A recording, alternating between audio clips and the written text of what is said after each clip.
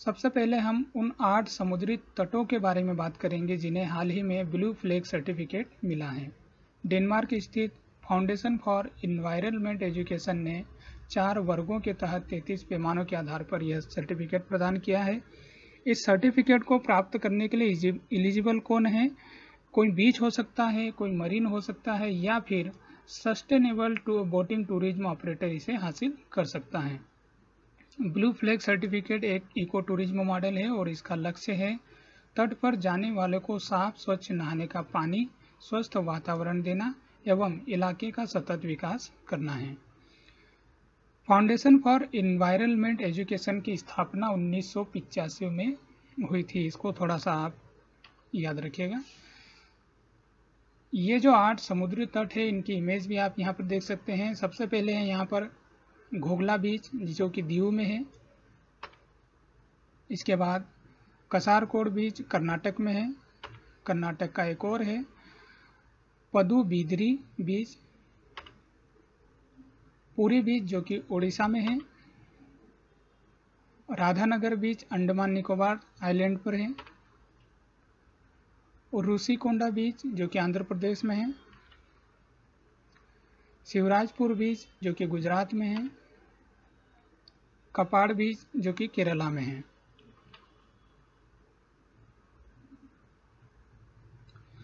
वैज्ञानिकों ने 6 महीने में एक ब्लैक होल द्वारा एक तारे को निगलने पर निकले प्रकाश का दुर्लभ विस्फोट देखा है और यह असामान्य टाइडल डिसरप्शन इवेंट दुनिया भर में टेलीस्कोप के जरिए देखा जा सका।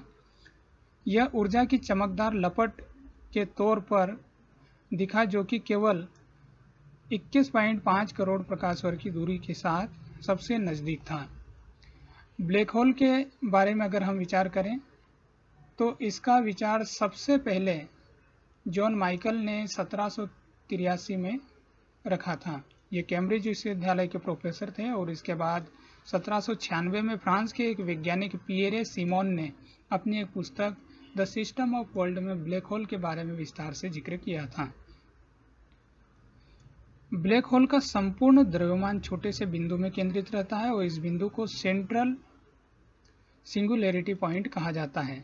इस पॉइंट के आसपास जो वातावरण होता है, क्षैतिज जो सीमा होती है, उसे इवेंट होराइजन कहा जाता है।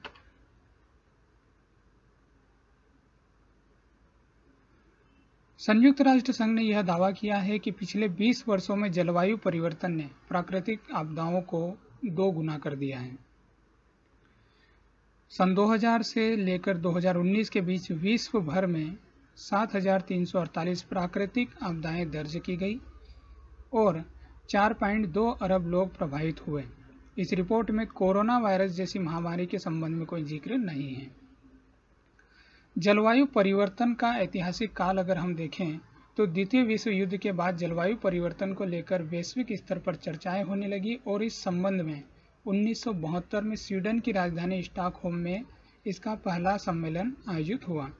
इसमें यह तय किया गया कि प्रत्येक देश जलवायु परिवर्तन से निपटने के लिए घरेलू उपाय बनाए और इसी आशय की पुष्टि करने के लिए संयुक्त राष्ट्र संघ ने संयुक्त राष्ट्र पर्यावरण कार्यक्रम का गठन किया, जिसका मुख्यालय नैरोबी में है।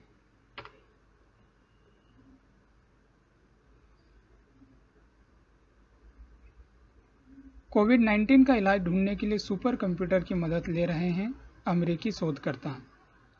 डेन जैकबसन और उनकी टीम कोविड-19 का इलाज ढूंढने के लिए IBM के समिट, यह समिट एक सुपर कंप्यूटर है, इसका इस्तेमाल कर रही है और यह टीम कोविड-19 को सांस संबंधी रोग न मानकर नाड़ी संबंधी रोग मानते हुए कंप्यूटर का उपयोग ब्रेडिकिनन प्रोटीन के आसपास केंद्रित परिदृश्यों से उत्पन्न डेटा का विश्लेषण करने के लिए कर रही है। भारत का सबसे तेज व पहला मल्टी पेटाफ्लॉप सुपर कंप्यूटर का नाम है प्रत्यूष और इस सुपर कंप्यूटर का प्रयोग भारत सरकार के पृथ्वी विज्ञान मंत्रालय के अंतर्गत मौसम तथा जलवायु की भविष्यवाणी एवं उनसे जुड़ी सेवाएं उपलब्ध कराने के लिए किया जाएगा। प्रत्यूष नामक इस सुपर कंप्यूटर की हाई स्पीड के बारे में अगर हम बात करें तो इसकी हाई स्पीड क्षमता है 6.8 पेटाफ्लॉप, जो कि 1 अरब गणनाएं मात्र 1 सेकेंड में कर सकता है। 125 साल बाद उत्तराखंड में एक दुर्लभ पतंगा देखा गया। गढ़वाल में ही दिन में उड़ने वाले एक दुर्लभ पतंगा जिसका नाम है अचेलुरा बिफासिटा। प्राकृतिक संरक्षण संगठन तितली ट्रस्ट के ट्रस्टी संजय सोंधी ने कहा कि एक ब्रिटिशियर GF हैम्सन द्वारा नैनीताल में इन पतंगों के मिलने की पुष्टि का रिकॉर्ड दर्ज किया गया था और इन्होंने 1893 में कीटों पर एक किताब तैयार की थी। इंजीनियरों ने बनाया पानी से फुहार पैदा कर खुद को धकेलने वाला क्विड जैसा robot. University of California San Diego के इंजीनियरों ने एक क्विड जैसा रोबोट बनाया है जो फुहार पैदा कर खुद को धकेलते हुए निर्बाध तैर सकता है। यह पानी के नीचे अन्वेषण के लिए कैमरा जैसा एक सेंसर लाद कर चलने में सक्षम है। मछलियों और कोरल को नुकसान ना पहुंचे इसलिए इसका ज़्यादातर हिस्सा एक्रिलिक पॉलीमर जैसे नरम पदार्थों से बनाया गया है। वैज्ञानिकों ने ध्वनि की संभावित सबसे तेज गति को खोजा है। क्वीन मेरी university of London, university of Cambridge और स्ट्रोइक स्थित institute for high pressure physics ने मिलकर ध्वनि की संभावित सबसे तेज गति को ढूंढ निकाला है। लिक्विड एटॉमिक हाइड्रोजन में यह करीब 36 किलोमीटर प्रति सेकंड रही, जो कि हीरे में ध्वनि की गति से करीब 2 गुनी है। अभी यह ज्ञात नहीं था कि ध्वनि की ऊपरी सीमा है या नहीं। ध्वनि एक यांत्रिक तरंग है और इसके संचरण के लिए किसी माध्यम की आवश्यकता होती है, जैसे ठोस, द्रव एवं गैस, हवा, जल, धातु। अलग अलग माध्यमों में ध्वनि का वेग अलग अलग होता है और तापमान के अनुसार 0 डिग्री सेंटीग्रेड पर ध्वनि का वेग 332 मीटर प्रति सेकंड होता है। यह प्रश्न कई बार पूछा गया है। निर्वात में ध्वनि का संचरण नहीं होता है। ध्वनि निर्वात में संचरण नहीं करती है। इस्पात में ध्वनि की गति सर्वाधिक होती है, जो कि 5148 मीटर प्रति सेकंड दर्ज की गई है और शुद्ध जल में 1435 मीटर प्रति सेकंड, लवणीय जल में 1500 मीटर प्रति सेकंड ध्वनि की गति है। जेनेटिक मॉडिफाई गेहूं की मंजूरी देने वाला पहला देश अर्जेंटीना बना है। अर्जेंटीना ने बायोटेक्नोलॉजी फर्म बायोसेरेस के HB4 सूखा प्रतिरोधी GMO गेहूं को मंजूरी दी है, जिसके चलते वह जेनेटिकली मॉडिफाइड गेहूं की पैदावार खपत को अनुमति देने वाला पहला देश बन गया है। विश्व भर के विभिन्न देश इस प्रकार की आनुवांशिक फसलों का उत्पादन करते हैं।